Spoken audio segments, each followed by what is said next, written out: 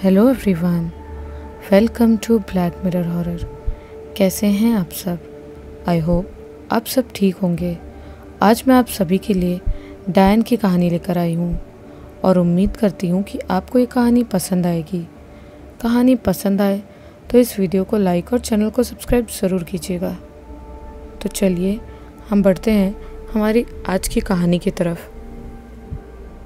डायन, ये शब्द आपने बहुत बार सुना होगा, बहुत सी हॉरर फिल्मों में, बहुत सी स्टोरीज़ में और यहाँ तक कि बहुत से लोगों की लोक कथाओं में भी। डायन सिर्फ एक शब्द नहीं बल्कि एक भयानक और घृणास्पद आकृति है जो डायन शब्द सुनते ही हमारे मन में छप जाती है। जैसे ही लंबी और तीखी नोक, नाक, बेजान आँखें, जिन्हें देखकर ऐसा लगता है जैसे उनमें से जीवन की प्रकाश बुझ गया है। जुड़ी हुई भौहें, लंबे लंबे गंदे से नाखून, मोटे मोटे गंदे दांत जिन्हें देखकर कोई भी उल्टी कर दे, लंबी गर्दन। इसके अलावा भी बहुत भयानक आकृति हम सबके मन में छप जाती है और हम सब उससे न चाहते हुए भी नफरत करने लगते हैं, क्योंकि उसके बारे में इतना बोला, लिखा और दिखाया जा चुका है कि हम सबके मन में उसके प्रति रह रह कर भांति भांति की भ्रम पैदा हो जाते हैं। जैसे कि वो लोगों पर काला जादू करती है, उन्हें वश में करके उनसे मनचाहा काम करवाती है और सिर्फ इतना ही नहीं, वो लंबी उम्र पाने के लिए न जाने कितने तरह के जादू टोने और टोटके करती है और वो जिस गांव या कस्बे में रहती है वहाँ सूखा और बाढ़ लाकर उसे बर्बाद कर देती है। डायन के बारे में कही गई ये सब बातें जितना उससे डर पैदा करती हैं, उससे कई गुना ज़्यादा उससे नफ़रत पैदा करती हैं। लेकिन क्या ये सब सच है या फिर सिर्फ किस्से और कहानियों में बताई गई सिर्फ और सिर्फ अफवाह? और अगर सच है भी तो कितना सच है? ये कहानी एक ऐसी लड़की के बारे में है जिसे डायन साबित करके बेरहमी से मार दिया गया था। लेकिन कहते हैं ना, जिसमें भले ही मरता है लेकिन आत्मा अमर है और आत्मा को कोई नहीं मार सकता। जिसने उस लड़की को डायन साबित करके मौत के घाट उतारा था, उसके साथ उस लड़की की आत्मा ने क्या किया वो जानकर आपको सुकून भी मिलेगा और आपकी रूह डर के मारे कांप भी जाएगी, क्योंकि जो जैसा करता है उसे अपनी करनी का फल मिलता ही है। क्या है उस लड़की की कहानी और उसे क्यों मारा गया और आखिर उसने अपना बदला लेने के लिए क्या किया था? क्या सच में वो डायन थी? ये सब जानने के लिए आप इस कहानी को पूरी ज़रूर सुनिएगा। वैसे तो ये कहानी आज से 70 साल पहले की है, लेकिन इसे अच्छी तरह समझने के लिए आपको 60 साल आगे आना होगा। मतलब आज से 10 साल पहले। वो शनिवार का दिन था। उस दिन टीना बहुत खुश थी क्योंकि उसकी शादी होने वाली थी, वो भी उस इंसान के साथ जिससे वो इस दुनिया में सबसे ज़्यादा प्यार करती थी। उसका इस दुनिया में कोई भी नहीं था। वो एक अनाथ थी और अनाथ आश्रम में ही पली बड़ी थी। टीना की शादी राजवीर नाम के लड़के से होने वाली थी, जो कि राजस्थान के एक राजघराने से ताल्लुक़ रखता था और बहुत ही ज़्यादा अमीर भी था। लेकिन टीना को उसके पैसों से कुछ लेना देना नहीं था।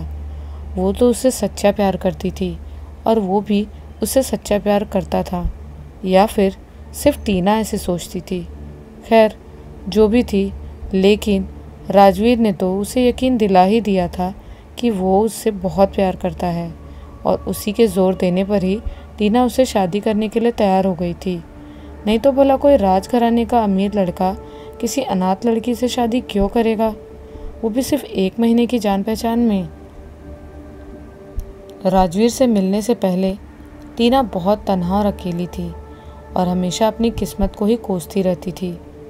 लेकिन उससे मिलने के बाद उसने ज़िंदगी से शिकायत करना बंद कर दिया, क्योंकि राजवीर ने उसे वो सब कुछ दिया जिसके बारे में शायद ही उसने कभी सोचा था।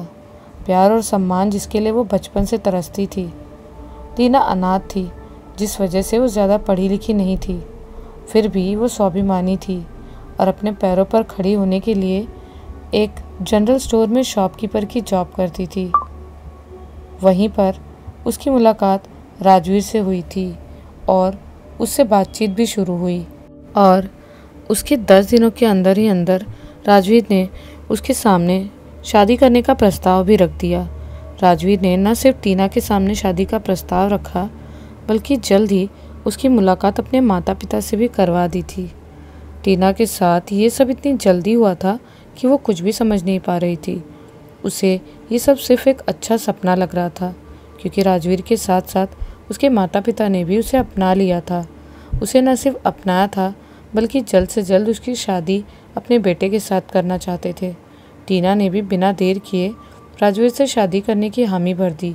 भले ही ये सब बहुत जल्दी हो रहा था, लेकिन टीना इसे अपनी किस्मत मानकर बिना सोचे समझे ही राजवीर और उसके मम्मी पापा की हर बात मानती गई। राजवीर के माता पिता टीना की शादी उससे करने को तैयार हो गए थे, लेकिन उन्होंने उसके सामने एक शर्त रखी थी कि उसकी शादी उनके घर से ही होगी और उस शादी में टीना का कोई भी रिश्तेदार शामिल नहीं होगा। टीना ने उनकी ये शर्त भी मान ली। वैसे भी उसका इस दुनिया में कोई भी नहीं था, और अगर वो उनकी शर्त नहीं भी मानती तो उसकी शादी में उसका कौन सा रिश्तेदार आता। टीना बिना कुछ सोचे समझे ही राजवीर के साथ उसके घर चली गई, और फिर शुरू हुआ टीना की ज़िंदगी का एक अलग ही सफ़र, जिसके बारे में उसने सपने में भी नहीं सोचा था। टीना ने सोचा था कि जैसे ही वो राजवीर के घर पहुंचेगी, वहां उसके स्वागत में बहुत से नौकर चाकर खड़े होंगे, लेकिन वहां वैसा कुछ भी नहीं था। लेकिन हाँ, उसका घर जो कि हवेली थी, वो बहुत बड़ी और आलीशान थी। लेकिन वो हवेली बाहर से दिखने में जितनी आलीशान थी, अंदर से उतनी ही खंडहर और डरावनी थी। हवेली के अंदर जाते ही टीना एक अलग ही दुनिया में पहुंच गई थी, जहाँ न तो रोशनी थी और न ही रौनक। हवेली के अंदर चारों तरफ सिर्फ अंधेरा था और दीवारों पर लगे मकड़ी के जाले और सीलन। टीना ने हवेली के बाहर से बहुत सी खिड़कियाँ देखी थी जो अंदर से बंद थी। वो ये समझ नहीं पा रही थी कि हवेली की खिड़कियाँ क्यों बंद है। तो उसने राजवीर से इस बारे में पूछा, तो उसने उसे उस बारे में कुछ भी नहीं बताया। उसने सिर्फ इतना कहा कि इन सब बातों से तुम्हें कुछ भी लेना देना नहीं है। तुम मुझसे शादी करने आई हो तो तुम सिर्फ उसके बारे में ही सोचो, उससे ज़्यादा कुछ भी सोचने की ज़रूरत नहीं है। ये बात राजवीर ने टीना से बड़े ही रुखे अंदाज में कही। उसने उससे पहले कभी भी टीना से इस तरह रुखे अंदाज में बात नहीं की थी, तो उसे उसकी वो बात अजीब सी लगी। टीना ने राजवीर से और भी बात करनी चाहिए, लेकिन वो उसके पास नहीं रुका, वहाँ से चला गया।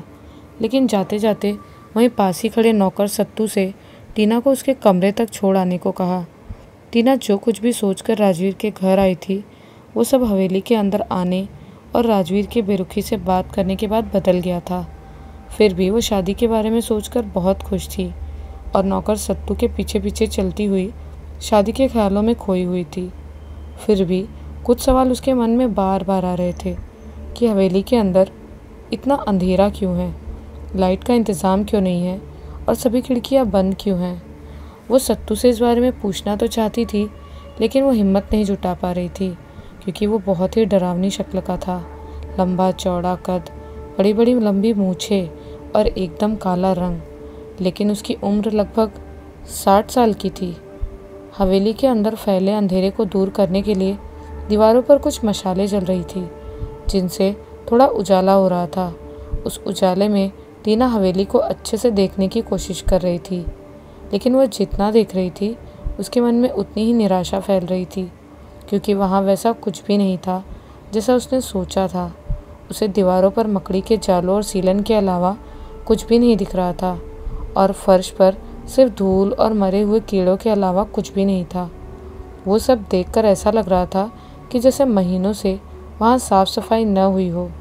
हवेली के अंदर की गंदगी देखकर टीना जितना हैरान और परेशान थी, उससे कहीं ज़्यादा उसे दीवारों पर टंगी तस्वीरें परेशान कर रही थी, जो भले ही अलग अलग औरतों की थी, लेकिन उन्होंने एक जैसे दिखने वाले कपड़े पहने हुए थे, लाल रंग के शादी के जोड़े और बिल्कुल एक जैसा श्रृंगार भी किया हुआ था। लेकिन उन सब तस्वीरों में उनकी आंखें बंद थी। वो तस्वीर बनाई गई थी, मतलब कि वो सभी पेंटिंग्स थी। पूरी हवेली में सिर्फ वो पेंटिंग्स ही साफ़ सुथरी थी। टीना जब जब उन पेंटिंग्स की तरफ देखती तो उसे ऐसा लगता जैसे जिन औरतों की वो पेंटिंग्स है वो उससे बात करने की कोशिश कर रही हैं। उसे बहुत ही धीमी लेकिन बिल्कुल साफ आवाज़ सुनाई देती, चली जाओ यहाँ से। जिसके बाद उसे सिसकियों की आवाज़ सुनाई देने लगती वो आवाज़ें सुनकर वो बहुत ही ज़्यादा डर रही थी, लेकिन वो कुछ भी नहीं कर सकती थी। वो चुपचाप सत्तू के पीछे पीछे चल रही थी। सत्तू एक बहुत ही बड़ी पेंटिंग के सामने जाकर रुक गया। वो बहुत ही सुंदर औरत थी, जिसने भी उन बाकी औरतों की तरह ही शादी का लाल जोड़ा और गहने पहने हुए थे, लेकिन उसके गहने और शादी का जोड़ा उन सबसे बिल्कुल अलग था और उन्हीं की तरह ही श्रृंगार भी किया हुआ था। लेकिन फिर भी उस तस्वीर में बाकी की तस्वीरों से कुछ अलग था। वो अधूरी लग रही थी और उसकी आंखें भी खुली हुई थी। टीना ने उन पेंटिंग्स को ध्यान से देखा तो उसे ऐसा महसूस हुआ जैसे वो पेंटिंग्स अधूरी हैं, पूरी नहीं बनी। उसकी आंखें, उसके कान और नाक में अधूरापन था। भले ही वो दिखने में अधूरी थी, लेकिन फिर भी वो बहुत ही खूबसूरत दिख रही थी। टीना उस पेंटिंग को देखकर जैसे उसमें खो सी गई थी। उसे ऐसा लग रहा था जैसे वो उसी की पेंटिंग है, क्योंकि वो उसके अधूरेपन में खुद का अक्स देख रही थी। तभी उसे ऐसा लगा जैसे उस पेंटिंग की आंखों से आंसू बहने लगे और उसके देखते ही देखते उस औरत की पेंटिंग के चेहरे, कान, गाल, गले से खून बहने लगा और वो चीख रही हो। सिर्फ इतना ही नहीं, टीना को उसका दर्द भी महसूस होने लगा, जिसके बाद वो अंदर से सहम गई और उसके भी आंसू बहने लगे। तभी उसे आवाज़ आई, ये रहा आपका कमरा। आवाज़ सुनकर वो चौंक गई और अपने होश में आ गई, जिसके बाद उसने मुड़कर देखा तो सत्तू पेंटिंग के बगल से एक दरवाजे की तरफ इशारा कर रहा है। जिसके बाद सत्तू फिर बोला, मैडम जी, ये रहा आपका कमरा। आपको कमरे में ही सारा सामान मिल जाएगा। आप कमरे से बाहर मत निकलना, नहीं तो बड़े साहब नाराज़ हो जाएंगे। बड़े साहब से मतलब राजवीर के पिता महावीर से था। इतना बोलकर सत्तू टीना को कमरे के बाहर छोड़कर वहाँ से चला गया। टीना जैसे ही दरवाज़ा खुलकर कमरे के अंदर गई तो वहाँ का नज़ारा देखकर वो हैरान रह गई, क्योंकि वो कमरा पूरी हवेली से पूरी तरह से अलग था। वो बिल्कुल साफ़ सुथरा था, चारों तरफ रोशनी थी, दीवारें एकदम चमकदार रंग से पुती हुई थी और फर्श इतनी साफ़ थी कि टीना उसमें अपना चेहरा देख सकती थी। हवेली की हालत देखकर टीना को बिल्कुल भी उम्मीद नहीं थी कि वो कमरा इस तरह का होगा। टीना अपने साथ एक बैग भी लाई थी, जिसमें उसने कपड़े और ज़रूरत का सामान रखा था। उस बैग को टीना ने कमरे में ही रखे पलंग के ऊपर रखा और पलंग पर बैठकर अपनी आगे की ज़िंदगी के बारे में सोचने लगी। राजवीर से शादी को लेकर वो खुश तो बहुत थी, लेकिन साथ ही साथ वो निराश भी थी, क्योंकि उसे जैसी उम्मीद थी राजवीर की हवेली वैसे बिल्कुल भी नहीं थी। उसके मन में उस हवेली को लेकर बहुत से ख्याल आ रहे थे। वो सोच रही थी कि अब वो इस हवेली में आ गई है तो हवेली का कायाकल्प कर देगी और अच्छी तरह साफ़ सफाई करके इसी कमरे की तरह चमका देगी। हवेली के बारे में सोचते सोचते कब 2 घंटे हो गए उसे पता ही नहीं चला। टीना अपने ख्यालों में खोई हुई थी। तभी उसे आवाज़ आई, टीना, जल्दी से नहाकर तैयार हो जाओ, रात का खाना लगने वाला है और हम सब साथ में खाना खाएंगे। वो आवाज़ किसी और की नहीं, राजवीर की थी। राजवीर की बात सुनकर टीना जल्दी से नहा धोकर तैयार हो गई, लेकिन जब वो नहा रही थी तब उसे ऐसा लग रहा था जैसे उसके पूरे शरीर को कोई छू रहा हो।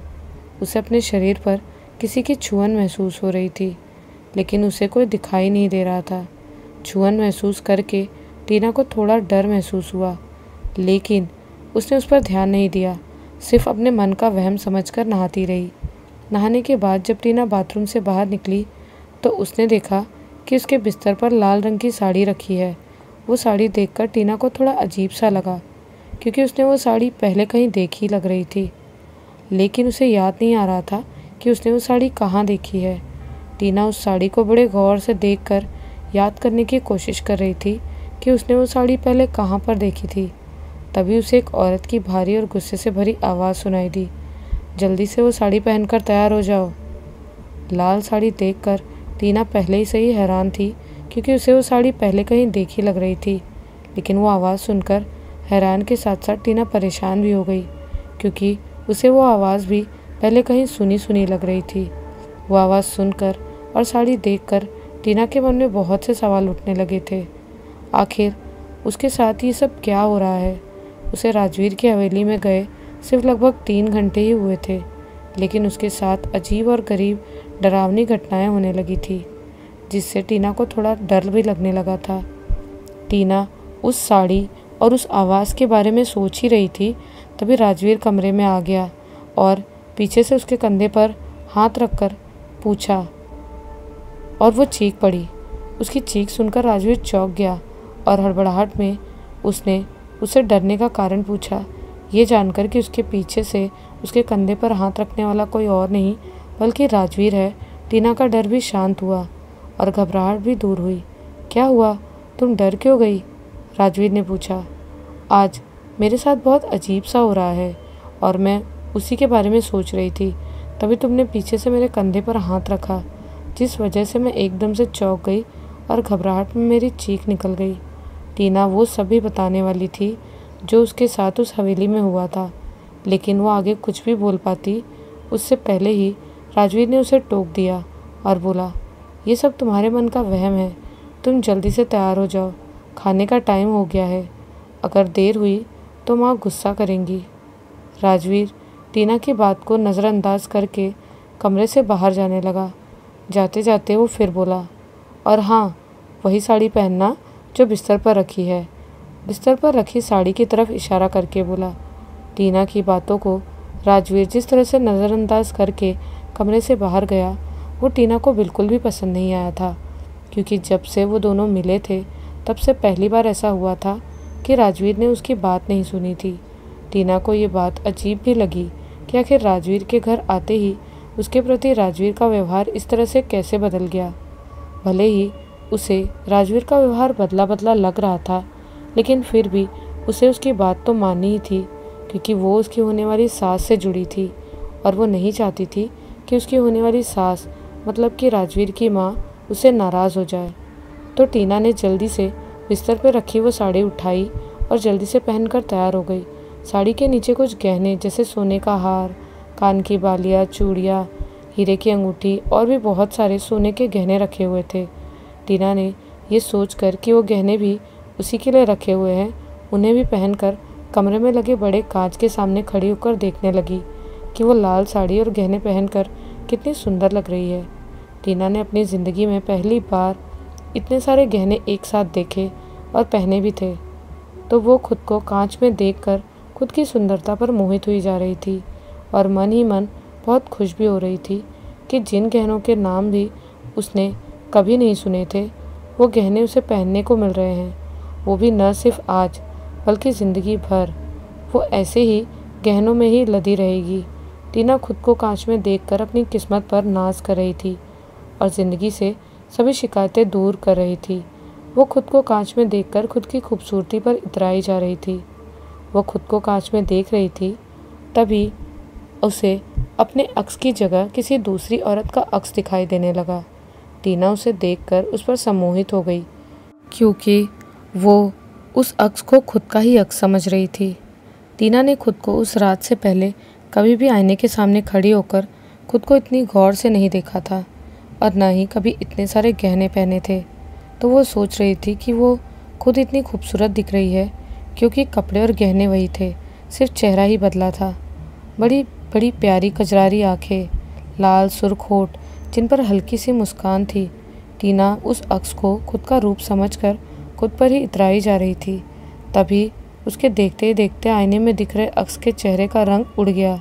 उसकी मुस्कान उदासी में बदल गई और धीरे धीरे उसके चेहरे की बनावट अधूरी सी लगने लगी।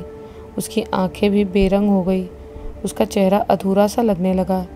टीना ये सब अपनी आंखों के सामने इतनी जल्दी होते देख बहुत घबरा गई।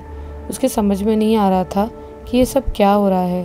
तभी आईने में दिखाई दे रहा चेहरा टीना को जाना पहचाना लगने लगा। वो उस चेहरे के बारे में कुछ और सोच पाती उससे पहले ही उसे सिसकियों की आवाज़ सुनाई देने लगी, जिसके बाद वो ये समझने की कोशिश करने लगी कि वो आवाज़ कहाँ से आ रही है और कमरे के चारों तरफ ध्यान से देखने लगी। टीना को ये तो पता नहीं था कि आवाज़ कहाँ से आ रही है, लेकिन उसे ये ज़रूर समझ आ गया कि उसने रोने की वो आवाज़ पहले भी कहीं सुनी थी और वो आवाज़ उसने कहीं और नहीं बल्कि कमरे की तरफ आते वक्त पेंटिंग्स को देखते हुए सुनी थी। जिसके बाद उसे ये भी याद आ गया कि जो चेहरा उसे आईने में दिखाई दे रहा था वो भी उसने पेंटिंग में देखा था, और वो वही अधूरी पेंटिंग है जो कमरे के बाहर लगी हुई है। जैसे ही टीना को ये सब समझ आया, वो बहुत ही ज़्यादा डर गई। वो इतना ज़्यादा डर गई थी कि डर के मारे उसके हाथ पैर ठंडे पड़ गए थे और डर कर कमरे के बाहर भागी। कमरे से बाहर निकलते ही टीना राजवीर से टकरा गई। वो बहुत ज़्यादा डरी और घबराई हुई थी। उससे टकरा कर वो और भी घबरा गई और डर के मारे उसकी चीख निकल गई। जैसे उसे एहसास हुआ कि वो राजवीर से टकराई है, उसकी जान में जान आई और वो उससे लिपट कर रोने लगी। वो समझ रही थी कि उसे इस तरह घबराया और डरा हुआ देखकर राजवीर उससे डरने और घबराने का कारण पूछेगा, लेकिन उसने वैसा नहीं किया। उल्टा वो उसे चिल्लाने लगा और बोला, माँ और पिताजी कब से तुम्हारा इंतज़ार कर रहे हैं। तुम जब से क्या कर रही थी? और ये क्या तुमने साड़ी कैसी पहनी है? आज से पहले कभी साड़ी नहीं पहनी क्या? इतना बोलकर राजवीर साड़ी का पल्लू और गहने सही करने लगा। टीना को राजवीर का वैसा व्यवहार बिल्कुल भी नहीं पसंद आया, क्योंकि एक ही दिन में दूसरी बार था जब राजवीर ने टीना के साथ बुरा व्यवहार किया था। उस दिन से पहले उसने वैसा बिल्कुल भी नहीं किया था। राजवीर में आया वो बदलाव टीना की समझ से परे था। वो बिल्कुल भी ये समझ नहीं पा रही थी कि वो एकदम से इतना कैसे बदल गया। जो कभी उसके आंसू नहीं देख सकता था, आज उसे उसके आंसुओं को देखकर भी कोई फ़र्क नहीं पड़ रहा था। टीना की साड़ी का पल्लू सही करने के बाद राजवीर उसका हाथ पकड़कर वहाँ से ले जाने लगा, जहाँ उसके माँ और पिता उसका इंतज़ार कर रहे थे। वहाँ राजवीर के साथ जाते हुए टीना की नज़र एक बार फिर से उस अधूरी पेंटिंग पर पड़ी, जिसे देखकर वो बहुत ही ज़्यादा हैरान हो गई, क्योंकि उस पेंटिंग की औरत ने जो साड़ी और गहने पहने हुए थे, उसकी साड़ी और गहने बिल्कुल वैसे ही थे और उसकी शक्ल भी बिल्कुल वैसी ही थी जैसी उसने कांच में देखी थी, अधूरी सी। टीना ने उस बारे में राजवीर से बात भी करनी चाहिए, लेकिन उसने उसकी बातों को नज़रअंदाज कर दिया और जल्दी जल्दी कदम बढ़ाकर अपनी माँ और पिता के पास ले गया। वो दोनों हवेली के डाइनिंग रूम में बैठे हुए थे। डाइनिंग रूम की तरफ जाते हुए टीना ने एक बात पर गौर किया कि हवेली की दीवारों में चारों तरफ अलग अलग खूबसूरत औरतों की पेंटिंग्स बनी हुई है, जिनमें से एक बात बिल्कुल एक जैसी है, उनकी साड़ी और गहने और उनके चेहरे की उदासी। वो राजवीर से उनके बारे में बात करना चाहती थी, लेकिन उस समय उससे बात करने की हिम्मत नहीं जुटा पाई थी और शायद उससे गुस्सा भी थी, क्योंकि उसने उसकी बातों को नज़रअंदाज किया था। जब राजवीर ने कहा था कि उसकी माँ खाने के लिए उसका इंतज़ार कर रही है, तब टीना ने सोचा था कि डाइनिंग रूम में बहुत बड़ा डाइनिंग टेबल होगा, जिसके चारों तरफ सभी लोग बैठेंगे और डाइनिंग टेबल में तरह तरह के पकवान रखे होंगे। लेकिन जैसे ही वो डाइनिंग रूम के अंदर गई तो उसका भ्रम टूट गया, क्योंकि वहाँ न तो कोई डाइनिंग टेबल था और न ही किसी भी तरह के पकवान। राजवीर की माँ और उसके पिता फर्श पर बिछी हुई चटाई पर बैठे हुए थे और उनके सामने एक भगोना रखा हुआ था। उनके पास ही सत्तू भी खड़ा हुआ था। आओ बहू, तुम्हारा ही इंतज़ार हो रहा था। राजवीर की माँ शक्ति ने टीना को बड़े ही प्यार से अपने पास बुलाया और अपने बगल में बिठाया। राजवीर की माँ ने टीना को इतने प्यार से अपने पास बुलाया था कि पहले क्या हुआ और राजवीर ने उसके साथ क्या किया, वो ये सब भूल गई। टीना के बैठने के बाद राजवीर भी उसके बगल में ही बैठ गया, जिसके बाद सत्तू ने सबके सामने थाली लगाई और भगोने में से खिचड़ी सबको परोसी। जिसके बाद शक्ति के कहने पर सब लोगों ने खाना शुरू कर दिया। सत्तू ने टीना, राजवीर, उसकी माँ और पिता के लिए थाली लगाई। वो तो ठीक था, लेकिन उसने एक थाली और लगाई। उसमें खिचड़ी परोसने की बजाय रसोई घर से लाकर खीर, पूड़ी, सब्जी और तरह तरह के पकवान परोसे। टीना को ये बात बहुत अजीब और रहस्यमय लगी, तो उसने उसके बारे में शक्ति से पूछा, लेकिन शक्ति ने उसे ये कहकर शांत कर दिया कि इस हवेली में खाते समय बात करने का रिवाज नहीं है। जिसके बाद टीना अपने सभी सवालों को मन में लिए चुपचाप खिचड़ी खाती रही। उसने पूरा दिन कुछ भी नहीं खाया था, जिस वजह से वो बहुत भूखी भी थी। वो खिचड़ी बिल्कुल ही बेस्वाद थी, क्योंकि खिचड़ी सिर्फ नमक, चावल और उड़द की दाल की ही बनी हुई थी। भूख ज़्यादा होने के कारण टीना जल्दी से थाली की खिचड़ी खा गई। वो इस उम्मीद में थी कि सत्तू उसे दोबारा से परोसेगा, लेकिन उसने वैसा नहीं किया। टीना सत्तू से खिचड़ी परोसने के लिए कहने ही वाली थी कि शक्ति ने उसे टोकते हुए कहा, इस हवेली में दोबारा परोसने का रिवाज नहीं है। थाली में एक बार जितना परोस दिया जाता है, सिर्फ उतना ही खाना पड़ता है।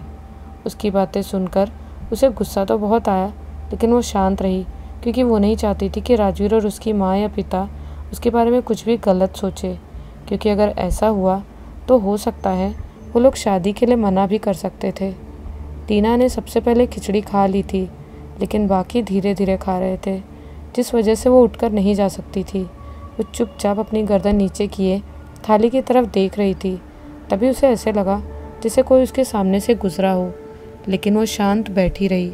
उसने सिर ऊपर नहीं किया, जिसके बाद उसे बहुत ही अजीब और डरावना अनुभव होने लगा, क्योंकि उसे अजीब तरह की आवाज़ें सुनाई दे रही थी। वो अपनी गर्दन उठाकर देखना चाहती थी कि वो आवाज़ें कौन निकाल रहा है, लेकिन वो चाह कर भी ऐसा नहीं कर सकती थी, क्योंकि उसकी होने वाली सास ने उसे 2 बार टोक दिया था और वो नहीं चाहती थी कि वो फिर से वैसा हो। टीना चुपचाप बैठी रही और उन लोगों के खा लेने का इंतज़ार करती रही। थोड़ी देर बाद जब सबने खा लिया, तब राजवीर की माँ शक्ति बोली, बहू, ये तुम्हारा हमारे घर में पहला खाना था। आज से तुम हमारे घर की बहू हो। आज से ठीक 7 दिन बाद तुम्हारी शादी मेरे बेटे से होगी। तब तक तुम यहीं पर रहकर हमारे यहाँ के सब रीति रिवाज सीख लो। उसका इतना कहना था कि टीना का सारा डर और गुस्सा मानो एक पल में ही खत्म हो गया और वो बहुत खुश हो गई। जैसे ही उसका ध्यान 7 दिनों बाद वाली रात पर गया, वैसे ही वो हैरान हो गई और उसने अपना सिर ऊपर किया तो उसकी खुशी अगले ही पल गायब हो गई, क्योंकि उसने कुछ ऐसा देख लिया था जिसकी उसे बिल्कुल भी उम्मीद नहीं थी। 7 दिनों बाद शादी की बात पर टीना हैरान क्यों हो गई थी? टीना ने ऐसा क्या देखा था? सत्तू ने वो थाली किसके लिए लगाई थी? हवेली की दीवारों पर लटक रही वो पेंटिंग्स किसकी थी? और जिन औरतों की वो पेंटिंग्स थी, उन्होंने सिर्फ लाल साड़ी और एक जैसे ही गहने क्यों पहने थे? उनकी साड़ी और गहनों का टीना की साड़ी और गहनों से क्या रिश्ता था? और सबसे आखिर में एक सवाल और कि वो अधूरी पेंटिंग किस औरत की थी जिसका अक्स उसे आईने में भी दिखाई दिया? सवाल बहुत सारे हैं जिनके जवाब आप सबको मिलेंगे डायन का श्राप के अगले कुछ भागों में। तो मिलती हूँ आप सभी से इस कहानी के अगले भाग में बहुत जल्द। तब तक के लिए बाय एंड टेक केयर।